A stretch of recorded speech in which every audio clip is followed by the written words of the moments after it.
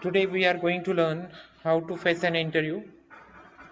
When you go for interview, the general questions are asked. First, why is interview conducted? Interview का घेतला जातो?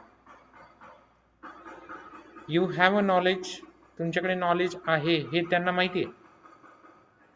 But how do you express that knowledge before other people? What is your skill? तुमची skill काय आहे? तुमची convincing power कशी आहे? तुमची थिंकिंग पद्धत कशी आहे? हे चेक करण्यासाठी इंटरव्ह्यू घेतला जातो.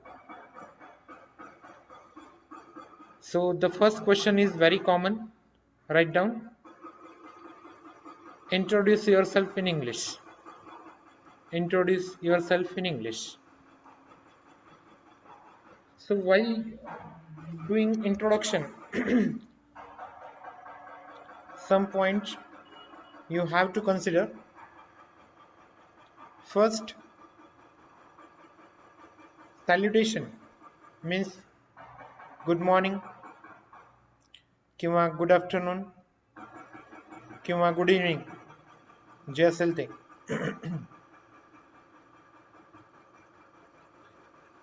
सेकंड, तुमचं name, age, name, age,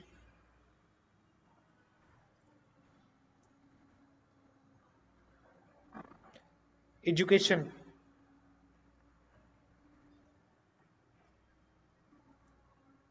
third, address, comma, family background, address, comma, family background. Fourth, like, dislike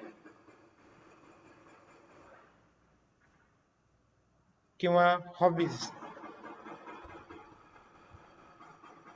First, name,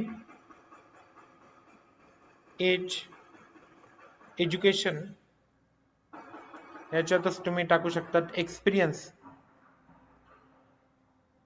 address, family background, like and dislike. All these points should be covered in your introduction. Name, simple सांगा, I am Sharad Patil.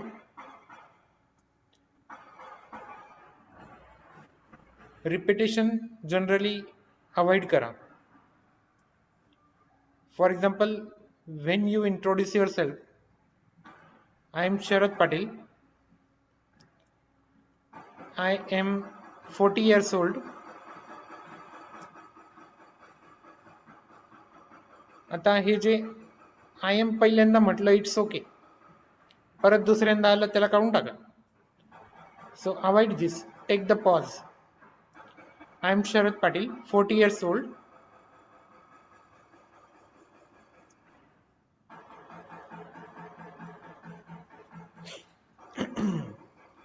Education. While telling education, you have to use the tense that is has plus V3. आणि has plus V3 का ते मी तुम्हाला सांगितलंय. म्हणजे एखादी गोष्ट भूतकाळात घडली आणि त्याचं रिझल्ट आजही असेल त्यावेळेसच आपण has plus V3 वापरतो. So I have completed my post graduation with English subject. In English subject नाही, with English subject. So good morning, sir. I am Sharad Patil, 40 years old.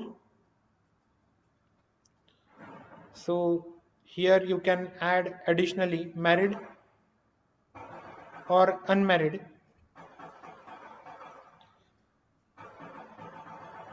Have plus V3 education सांगताना have plus V3 सांगा. I have completed my post graduation with English subject. Experience. I have 18 years experience in teaching field, केवल academy. तुमचा experience 2 महिने, 3 महिने, 6 महिने असा नको. Because it creates bad impression. नाहीतर मग 3 महिने इकडे, 2 महिने इकडे, 5 महिने इथे, मग हा कुठेच टिकत नाही असं होऊन जातं. At least you should have more than 11 or 12 months experience, then you can add. जर तुम्हाला सांगायचं आहे की I don't have experience, same thing you can express in positive way. Don't tell I don't have experience. तीच line आपण पॉझिटिव्हने मांडायची. I am fresher. I am fresher. ॲड्रेस सांगताना काळजी घ्यायची.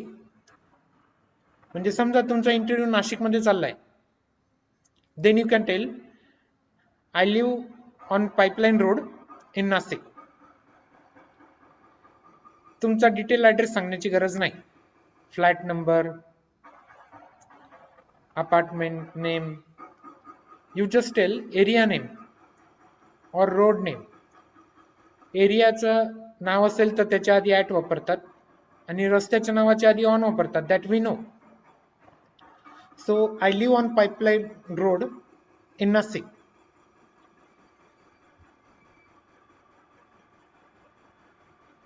तेच आपण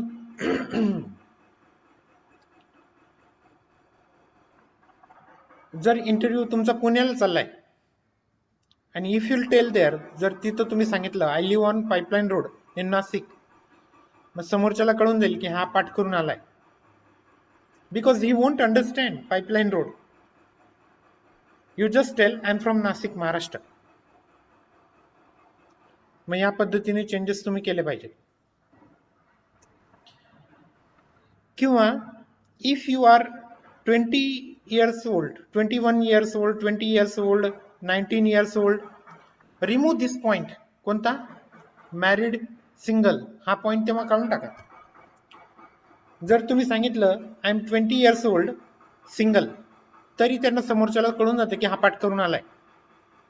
कारण बाय डिफॉल्ट 20 वर्षाचा मुलगा किंवा मुलगी ही जनरली सिंगलच असते, मॅरिड नसते.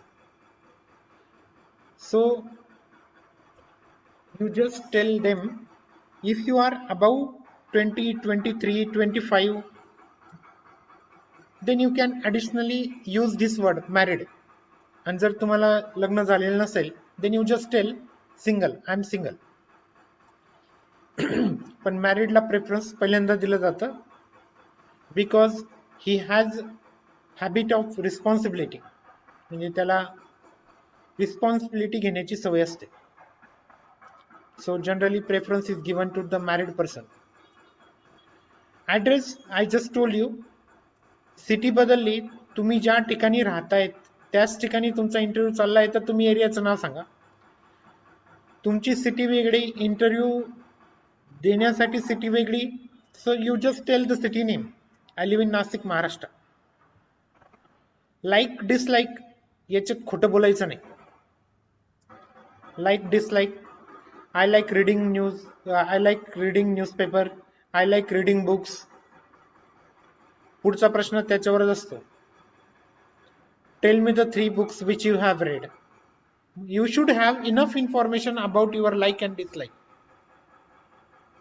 I like watching movies. Okay, कोणकोणते movies पाहिल्यात मग? Who is your favorite actor? I like listening music. कोणता म्युझिशियन आवडतो? नाव काय? त्याच्यात 2-3 चित्रपटांची नावं सांगा. So whatever you will tell, they will ask reverse question on that की हा खरं किती बोलतोय, खोटं किती बोलतोय ते चेक करण्यासाठी. So whenever you will tell your like and dislike, be careful. Don't lie. जर तुम्हाला आय लाईक प्लेइंग क्रिकेट, सांग मग एकाच वेळेस ग्राउंडवर किती प्लेयर्स असतात? किती असतात? ते 11 आणि 2 बॅट्समन 12-13. 2 स्टंप मधलं अंतर किती असतं? If you will tell that I like playing cricket, तर मग त्याच्यावरती प्रश्न विचारले जातील. If you will tell I like reading books, तर मग त्याच्यावरती प्रश्न विचारले जातील. If you will tell I like dancing, I like listening music, तर त्याच्यावरती प्रश्न विचारले जातील. So be careful while telling your like and dislike. Don't lie. खोटं बोलू नका, आणि बोलले तर लगेच पुढच्या प्रश्नात तुम्ही पकडले जाणार. So this question is very common. In every interview it is asked first question. So good morning sir, I am Sharad Patil, 40 years old, married. I have completed my post graduation with English subject, having 18 years experience in teaching field. I live on Pipeline Road in Nasik. Family background, there are 4 members in my family including me. My wife is teacher, I have 2 daughters. त्याच्यात तुमचे काका मामा ते नको यायला. जर तुम्ही married असाल तर तुमची वाईफ काय करते, तुम्हाला मुलं किती, आणि आई वडील काय करतात. आणि जर if you are single then you can tell about your father, mother, brother. But if you are married then you have to tell about your wife and your kids. एकदा एक इंटरव्ह्यू चाललेला असतो, त्याच्यात विचारतात त्याला प्रश्न, राहुल इंट्रोड्यूस युअर सेल्फ. मग राहुलचं introduction सुरू होतं. Good morning sir, I am Rahul, I am 25 years old. त्याला रिजेक्ट केलं जातं. का केलं असेल रिजेक्ट? हा पुढचं इंट्रोडक्शन तो सांगतो, व्यवस्थित पाठ करून आलेला असतो. तर त्याला जो प्रश्न विचारला गेला, राहुल इंट्रोड्यूस युअर सेल्फ, तर समोरच्याने जर नाव घेऊन विचारलं तर Rahul introduce yourself, there is no need to tell your name again. हे मल्टीनॅशनल कंपनीमध्ये असे पॉइंट्स, बारीक बारीक पॉइंट चेक केले जातात की याला कॉमन सेन्स किती आहे. जर तुमचं नाव घेऊन विचारलं इंट्रोड्यूस युअर सेल्फ, तर तुम्ही तुमचं नाव सांगायचं नाही. हा कॉमन सेन्स आहे, कारण तुमचं नाव त्यांना माहिती आहे.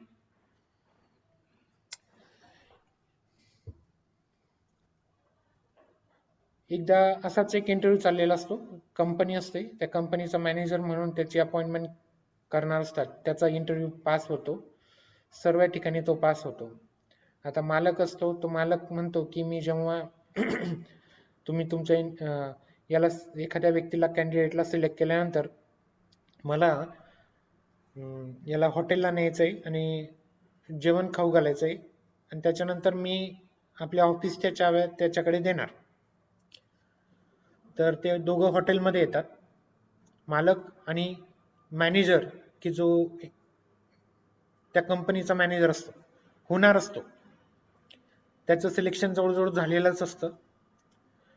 ऑर्डर देतात, फूड येतं, फूड सर्व केलं जातं. फूड सर्व केल्यानंतर जेवायला सुरुवात करतात. जेवायला सुरुवात करताना आता हा मॅनेजर काय करतो, त्या भाजीत थोडंसं मीठ टाकतो आणि मग जेवण सुरू करतात. जेवण झाल्यानंतर सर्व काही गप्पा वगैरे झाल्यानंतर मालक म्हणतो you are rejected, you are rejected. का केलं असेल त्याला रिजेक्ट? जर कॉमन सेन्स असेल तर तुम्ही लगेच सांगणार त्याने भाजीत मीठ टाकलं. मग भाजीत मीठ टाकणं हे चुकीचं आहे का? नाही, चुकीचं नाही आहे, पण त्याने टेस्ट न करता भाजीत मीठ टाकलं, म्हणजे याच्या ऑलरेडी याने ठरवलेलंच होतं की भाजीत मीठ कमी, त्याने टेस्ट पण नाही केली, त्याच्या आधी मीठ टाकून दिलं. म्हणजे हा माझ्या कंपनीतही असंच करणार की आधीच ठरवून येणार, आजूबाजूच्या गोष्टी, फॅक्ट्स काही समजून नाही घेणार. So when you will go for interview, मग ह्या ज्या बारीक बारीक गोष्टी असतात ह्या मल्टीनॅशनल कंपनीमध्ये चेक केल्या जातात. दुसरा प्रश्न, write down. What do you know about our company? आमच्या कंपनीबद्दल तुला काय माहिती आहे? What do you know about our company? आमच्या कंपनीबद्दल तुला काय माहिती आहे? So when you will go for interview, at that time you should not say like this, मला काहीच माहित नाही सर, काल पेपरला वाचलं, 2-3 दिवसापूर्वी पेपरला वाचलं आणि येऊन गेलो मी इकडे इंटरव्ह्यूला. सो डोंट टेल लाईक दिस. जर तुम्ही इंटरव्ह्यूला स्कूलमध्ये जाताय, त्या स्कूलमधली इंट्रोडक्शन तुम्हाला माहिती असली पाहिजे. स्कूल कुठून कुठपर्यंत आहे, मराठी मीडियम आहे की इंग्लिश मीडियम आहे, त्याच्यानंतर स्कूलचा लॉंग फॉर्म काय. समजा नाशिकमध्ये KTHM कॉलेज आहे, तर KTHM कॉलेजला इंटरव्ह्यू जाण्याच्या आधी कोणकोणते फॅकल्टी म्हणजे सायन्स, आर्ट्स, कॉमर्स कुठपर्यंत आहे, त्याच्यानंतर KTHM चा लॉंग फॉर्म काय. So you should know enough information about that company, that school, that institute before going to the interview. मग ते नेटवरनं तुम्हाला सहजपणे काढता येईल. म्हणजे एखाद्या ठिकाणी इंटरव्ह्यूला जाण्याच्या आधी तुम्ही सर्च करायचं त्या कंपनीचं नाव, त्या इन्स्टिट्यूटचं नाव, त्या स्कूलचं नाव, आणि कलेक्ट द इन्फॉर्मेशन. कधी सुरू झाली, कोणी सुरू केली, कोणत्या वर्षी सुरू झाली. म्हणजे हा व्यक्ती आपल्यासाठी नवीन नाहीये, आपल्या कंपनीसाठी नवीन नाहीये. So before going to interview, you should have enough information about that company, institute or organization. पुढचा प्रश्न. हो, yes, write down. Why do you want to leave the present job? आत्ताचा जॉब तुला का सोडायचा आहे? Why do you want to leave the present job? किंवा तू मागचा जॉब का सोडला? Why did you leave the previous job? आधीचा जॉब का सोडला? तर सत्य परिस्थिती हीच असते की सॅलरी कमी होते. But don't tell this reason. हे रिझन सांगू नका की सॅलरी कमी होती. कारण तुम्ही जर सॅलरीचं नाव सांगितलं तर तिथं समजा तुम्हाला 8,000 होती, इकडे 10,000 दिली म्हणून तुम्ही इकडे आले. 3 महिन्यानंतर कोणीतरी ऑफर दिली तुम्हाला 15ची, तुम्ही निघून जाणार. मग हा व्यक्ती पैशांसाठी काही करतो हे प्रूव्ह होऊन जाईल. मग आधीचा जॉब का सोडला? कारण काय? लांब पडायचं, सॅलरी कमी होती, मालक फार खडूस होता, खूप कामं लावायची मला. अशी रिझन्स सांगू नका. कामं सांगायची म्हणजे काम नाही सांगायचं का? So you don't tell like these reasons. असे रिझन्स सांगू नका. मग काय सांगणार? फॉर माय बेटर प्रॉस्पेक्ट, हे कारण सांगायचं. फॉर माय बेटर प्रॉस्पेक्ट, चांगल्या भवितव्यासाठी आय लेफ्ट द जॉब. माझ्या चांगल्या भवितव्यासाठी मी हा जॉब सोडला. मग त्याच्यात सर्व येतं. I like to accept new challenges, right. I like to learn new things. I want increment in my salary. हे सर्व गोष्टी त्याच्यात येतात. I like to face the challenges.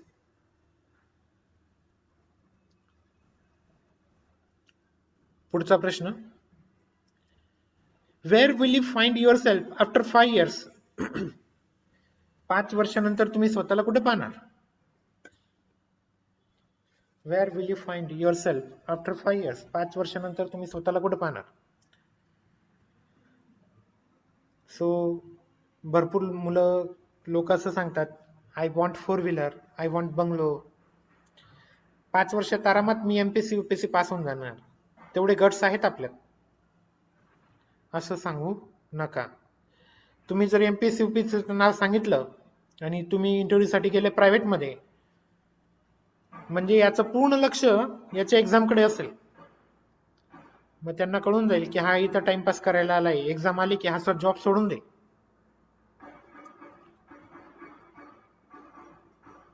So where will you find yourself after 5 years? मग छानपैकी गाडी पाहिजे, बंगला पाहिजे. Don't tell such reasons.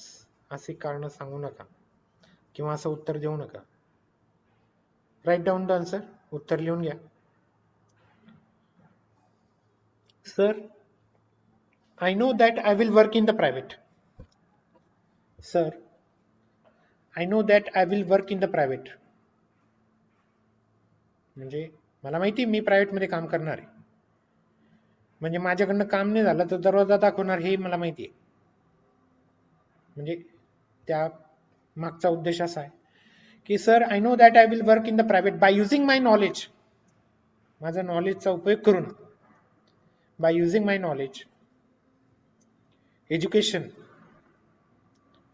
Experience, team work, education comma experience comma team work, I will turn each and every stone, मी प्रत्येक दगड पालथा घालेल. प्रत्येक दगड पालथा घालेल म्हणजे काय, खूप हार्डवर्क करेल. I will turn each and every stone to increase the growth of my company, to increase the growth of my company, माझ्या कंपनीच्या ग्रोथसाठी मी खूप हार्डवर्क करेल. When company will get good growth, आणि माझ्यामुळे जर कंपनीची ग्रोथ झाली, when company will get good growth, naturally it will promote me, naturally it will promote me, so my company's growth will be my growth, so my company's growth will be my growth.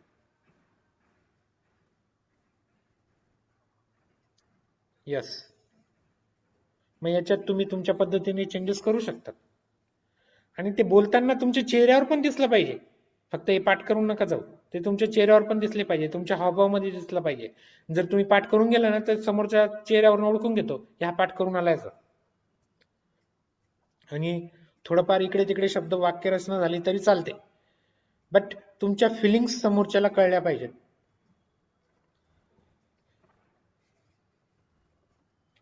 पुन्हा एकदा सांगतो, sir I know that I will work in the private by using my knowledge, education, experience, teamwork, I will turn each and every stone to increase the growth of company.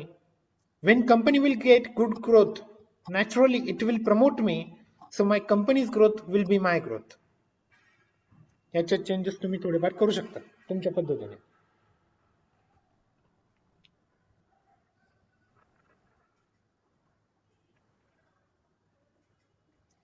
बऱ्याचदा हे पण विचारतात, what do you know about your city, तुमच्या सिटीबद्दल तुम्हाला काय माहिती, तुम्ही ज्या सिटीमध्ये राहतात त्या सिटीबद्दल तुम्हाला काय माहिती. So you should have information about the city. का का असा प्रश्न विचारला जातो, त्याच्या मागचं कारण हेच की याला याच्या सिटीबद्दल माहित नाही, तर मग आमचं इंट्रोडक्शन मार्केटमध्ये काय देणार, किंवा याला याचं इंट्रोडक्शन देता नाही आलं तर आमचं इंट्रोडक्शन मार्केटमध्ये कसं देणार. So collect some information about city.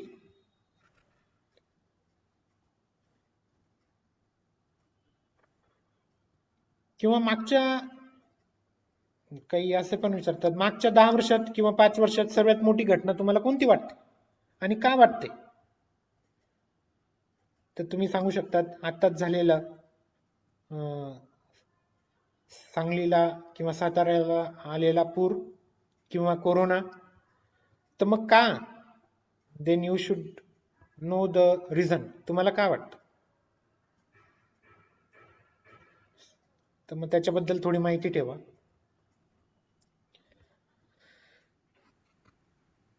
There are some application based question, काही ऍप्लिकेशन बेस्ड क्वेश्चन पण असतात. म्हणजे एखादी सिच्युएशन तुम्हाला दिली तर त्या सिच्युएशन मध्ये तुम्ही स्वतःला कसं प्रूव्ह करणार. फॉर एक्झाम्पल, समजा तुमच्याकडे 3rd स्टँडर्डचा क्लास होता, तुम्हाला यायला 5 मिनिटं उशीर झाला, 2 मुलांमध्ये मारामारी झाली, एकाचं निघतंय ब्लड नाकातनं मारामारी झाल्यामुळे, तुमची एंट्री झाली, तर तुम्ही पहिल्यांदा काय करणार ऍज अ टीचर म्हणून.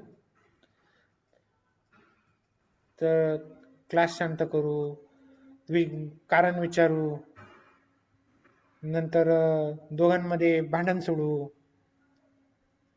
तर मग सिक्वेन्स काय आहे तुमची ते चेक करतात. म्हणजे याची थिंकिंग प्रोसेस कशी आहे ते पण चेक केलं जातं, की खरोखर असं घडलं तर हा जबाबदारीने वागू शकतो का ऍज अ टीचर म्हणून.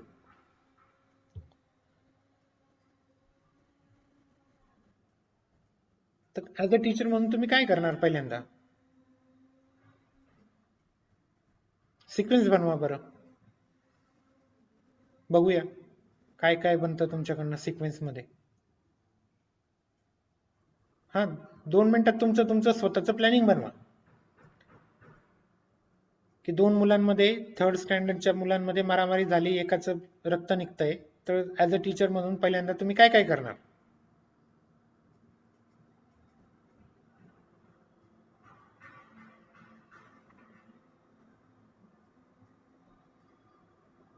मग पहिला पॉइंट हा, दुसरा हा, तिसरा हा, चौथा हा, पाचवा हा.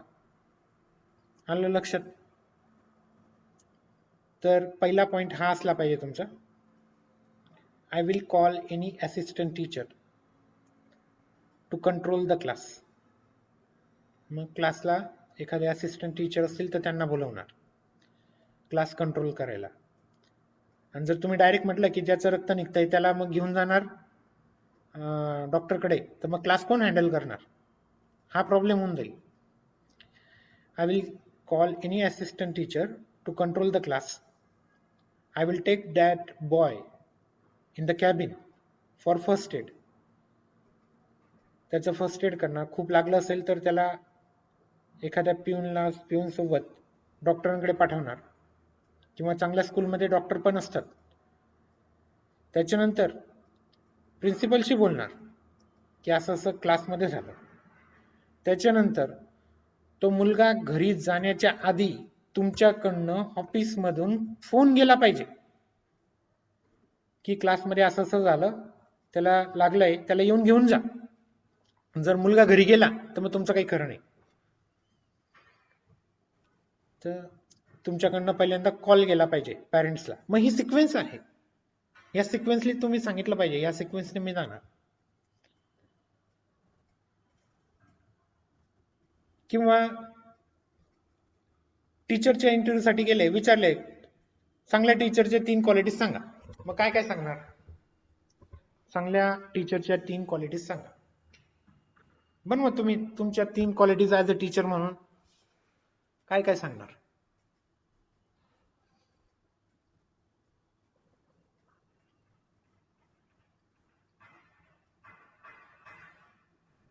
फर्स्ट, सेकंड, थर्ड, तुमच्या डोक्यात पॉईंट जमा झाले पाहिजे ते. कारण आता थिंकिंग केली तर तेव्हा थिंकिंग करण्याची सवय लागेल. जर आताही नाही केली तर तेव्हाही तुम्ही तसं गप्प बसून राहणार.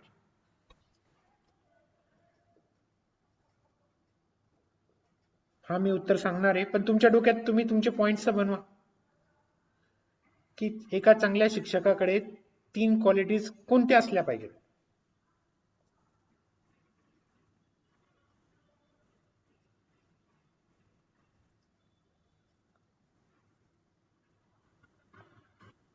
ठीक आहे, सांगतो. फर्स्ट, सब्जेक्ट नॉलेज असलं पाहिजे. ज्या विषयाचा शिक्षक आहेत, इंग्लिशच्या शिक्षकाला इंग्लिशचं नॉलेज असलं पाहिजे. So first thing that he or she should have a subject knowledge. Second, a good teacher is motivational. तुम्हाला मुलांना मोटिवेट करता आलं पाहिजे. मोटिवेट कशासाठी? अभ्यासासाठी. असं म्हटलं जातं चांगले शिक्षक एकतर चांगलं शिकवतात, नाही तर असं शिकवतात की मुलं फुल कन्फ्युज झाली पाहिजे, म्हणजे घरी जाऊन ते वाचतील तरी. So first thing, a good teacher should have a subject knowledge. Second, good communication skill, ते नॉलेज मांडता आलं पाहिजे. Third, good teacher is motivational by telling different types of stories. वेगवेगळ्या स्टोरीज सांगून त्यांनी मुलांना मोटिवेट केलं पाहिजे.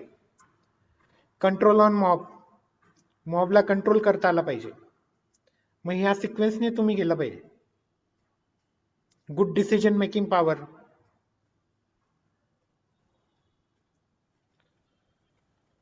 ऍज अ मॅनेजर म्हणून तुम्ही एखाद्या हॉटेलचे मॅनेजर आहे, गेले इंटरव्ह्यूला, सांगा हॉटेलच्या मॅनेजरसाठी 3 महत्वाच्या क्वालिटीज कोणत्या?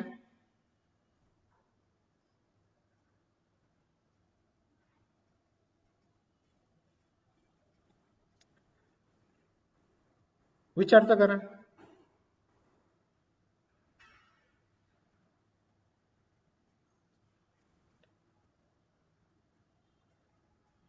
Yes, first manager who can manage each and everything at his level. Manager तोच असतो की जो त्याच्या लेवलला सर्व काही मॅनेज करून टाकतो. Manager is the mediator between the employees and the owner. यांच्यामधला तो दुवा असतो. Quick decision making power, control on staff, म्हणजे त्याचे जे हाताखालचे जे वर्कर असतात त्यांच्यावर कंट्रोल असला पाहिजे. गुड प्लॅनर, सकाळी चांगले मॅनेजर सकाळी मीटिंग घेतात. बघा तुम्ही एखाद्या चांगल्या मोठ्या ऑफिसमध्ये जर गेले ना, सुरुवातीला मीटिंग होते, म्हणजे त्यांना त्यांचं टार्गेट दिलं जातं, एवढं कंप्लीट झालं पाहिजे. आणि संपल्यानंतर म्हणजे 5 वाजेला जेव्हा घरी जातात त्याच्या आधी पण 5 मिनिटं आधी मीटिंग होते की तुम्ही कोणकोणते टार्गेट कंप्लीट केले दिवसभरात. So a manager who can manage each and everything at his level. Second, good decision making power, quick decision making power, control on staff, good planner. समजा 2 एम्प्लॉईज मध्ये भांडण झाली तर मग तुम्हाला कंट्रोल करता आलं पाहिजे. बापरे आता कसं करायचं असं नाही म्हणायचं. So each and every problem he should face as a challenge. कोणताही प्रॉब्लेम त्याने ॲज अ चॅलेंज म्हणून स्वीकारला पाहिजे. हे सर्व ऍप्लिकेशन बेस्ड क्वेश्चन असतात. समजा तुम्ही कॉलेजला गेले इंटरव्ह्यूसाठी, सिनियर कॉलेजला, आणि विचारला तुम्हाला प्रश्न, हा येस, म्हणजे तुमचं पोस्ट ग्रॅज्युएशन कंप्लीट झालं, म्हणजे तुमचं वय किती असेल, 22 ते 23, राईट ना. 22 23 खूप झालं, 24, आणि तुम्ही इंटरव्ह्यूला गेले आणि तुम्हाला अशी सिच्युएशन दिली की SYTY मधले मुलं मारामारी चालू आहे जोरात. मग ऍज अ प्रोफेसर म्हणून, ऍज अ लेक्चरर म्हणून तुम्ही कोणता डिसिजन घेणार? हा, मुलांची मारामारी जोरात, तुम्हाला माहिती आहे मुलं मारामारी कशी करतात कॉलेजमध्ये, ती स्प्रिंग तरी कमी वर्क करेल एवढ्या जोरात मारतात एकमेकांना. का पळून जाणार? कसं थांबवणार त्यांना? प्रिन्सिपलला बोलवणार. मग प्रिन्सिपल काही करू शकतो पण तुम्ही नाही करू शकत, असं होऊन जातं. वॉचमनला बोलवणार, म्हणजे वॉचमनला कडे गट्स आहेत ते थांबवण्याचं, पण तुमच्याकडे गट्स नाही आहेत. का पोलिसांना बोलवणार? पोलिसांना बोलवलं तर मग कॉलेजचं नाव खराब होतं. काय करणार? मग यांना म्हणतात ऍप्लिकेशन बेस्ड क्वेश्चन, की तुम्ही अशा ठिकाणी कोणते डिसिजन घेणार?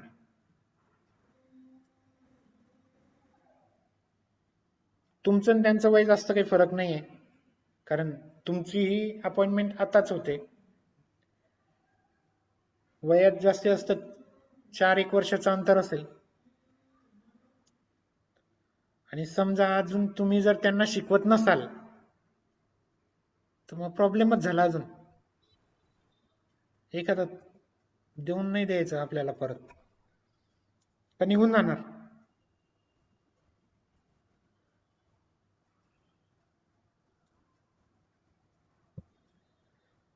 यस, अशा ठिकाणी तुम्ही तुमचं स्किल वापरलं पाहिजे. अशा कॉलेजचे मुलं घाबरतात फक्त एकाच गोष्टीला, ते म्हणजे त्यांचं आय कार्ड.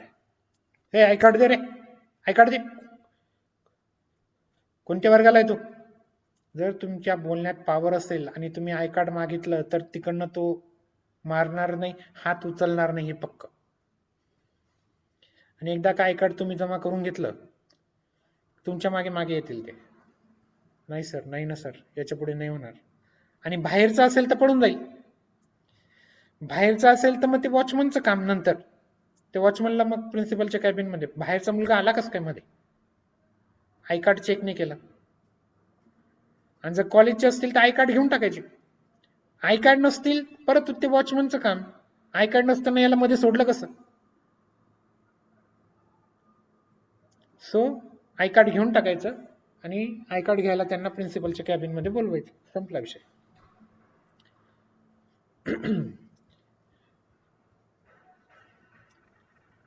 महत्वाचा प्रश्न पुढचा, what is your salary expectation. पगाराची अपेक्षा किती. जर तुम्हाला एक्सपिरियन्स असेल तर I want 20% more than my previous company. आधीचा जो जॉब होता मला किंवा जॉब आहे मला आता, त्याच्यापेक्षा मला 25% वाढवून द्या किंवा 20% वाढवून द्या. जर फ्रेशर असाल तर as per the rules and regulation of your company. तुमचा इंटरव्ह्यू जर कॉलेज कॅम्पसमध्ये चालू असेल आणि त्याच्यात जर तुम्ही सिलेक्ट झाले, then your future is bright. पण जर तुम्ही कॉलेज कॅम्पसमध्ये सिलेक्ट नाही होऊ शकले तर तुम्हाला दारोदारी भटकावं लागेल जॉबसाठी, हे पक्क. आणि जर प्रायव्हेटमध्ये सॅलरी खूप प्रॉब्लेम असतो.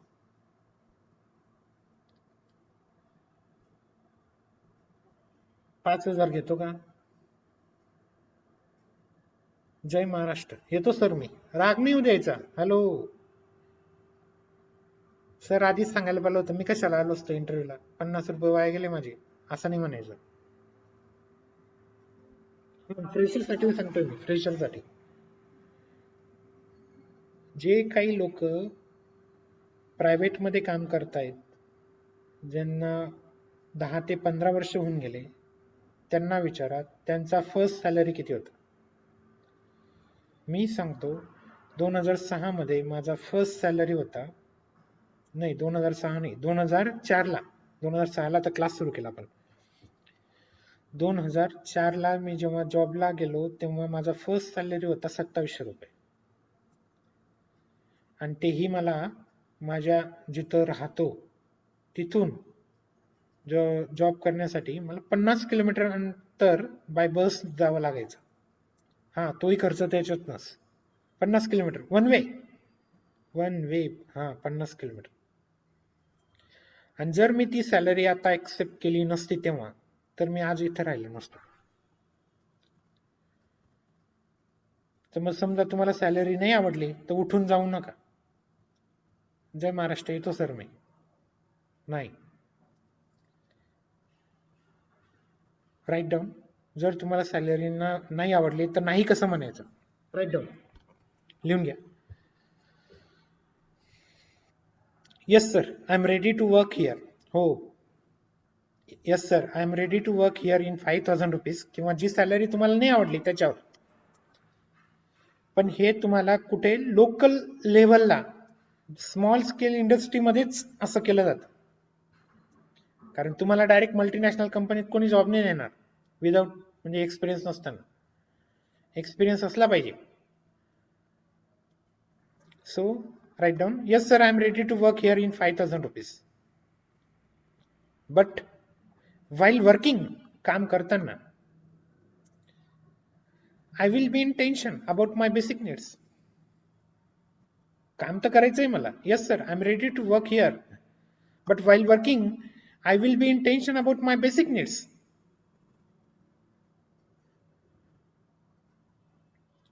If you will offer me the good salary, if you will offer me good salary,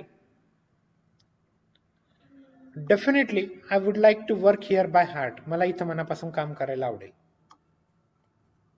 Definitely I would like to work here by heart. मला इथं मनापासून काम करायला आवडेल.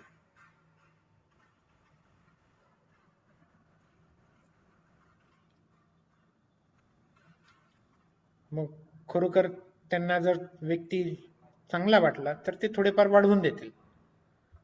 पण पहिल्याच कंपनीमध्ये चांगल्या पगाराची अपेक्षा करू नका.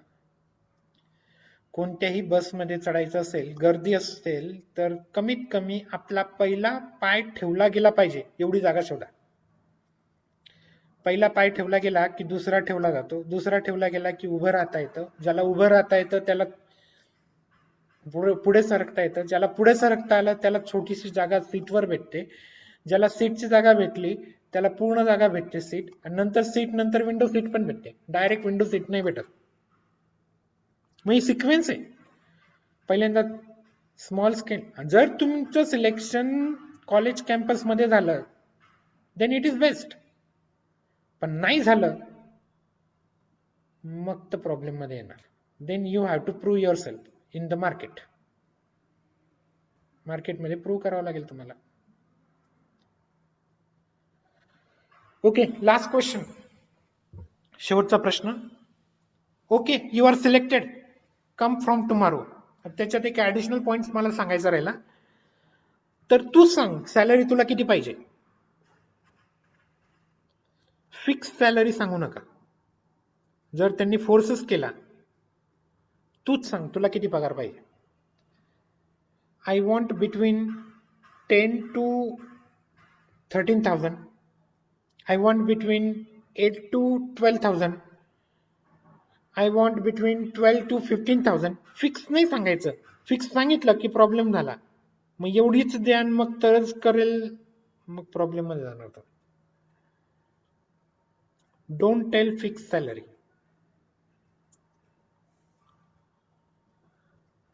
ठीक आहे. Last question.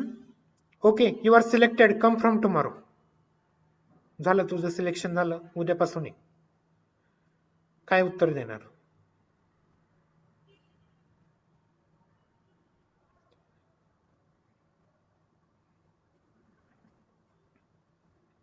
Thank you. Yes sir, I am ready to work. जर तुम्हाला एक्सपिरियन्स आहे आणि तुम्हाला विचारलं जात आहे की okay you come from tomorrow, आणि तुम्ही जर हो म्हटले, लगेच रिजेक्ट होणार.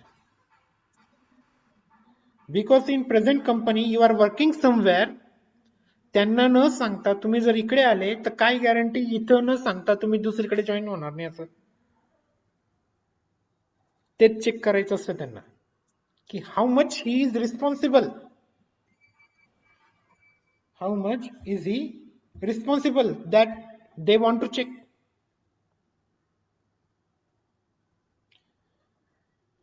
मग काय सांगणार. जर तुम्हाला एक्सपिरियन्स असेल, तुम्ही कुठेतरी जॉब करताय, तर then you can tell them sir if you want to select me, give me the appointment letter right now. आता अपॉइंटमेंट लेटर देऊन टाका. After 1 month I can join, because in my present company I am responsible person, there are some responsibilities on my shoulder, let me hand over those responsibility to another person, after 1 month I can join sir. म्हणजे तिकडे सांगून join, तिकडे सांगून सोडणारे, इथून जातानाही सांगून सोडणार. Yes, 1 monthचा period दिला जातो. कुठेही जॉब सोडायचा असेल तर 1 month आधी तुम्हाला सांगावं लागतं की पुढच्या महिन्यात मला जॉब सोडायचा आहे.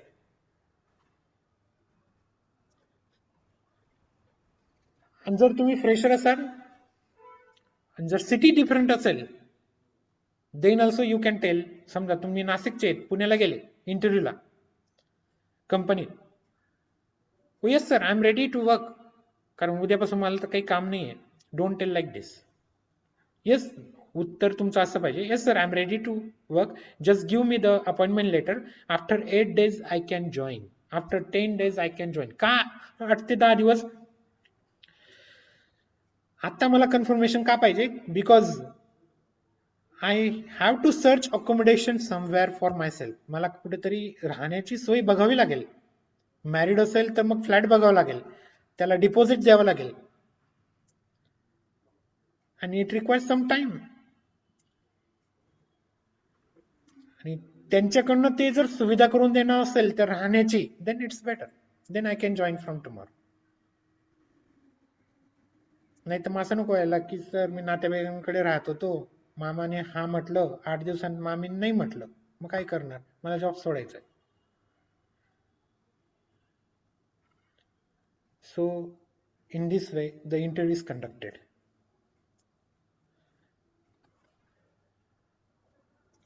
So best of luck for your future.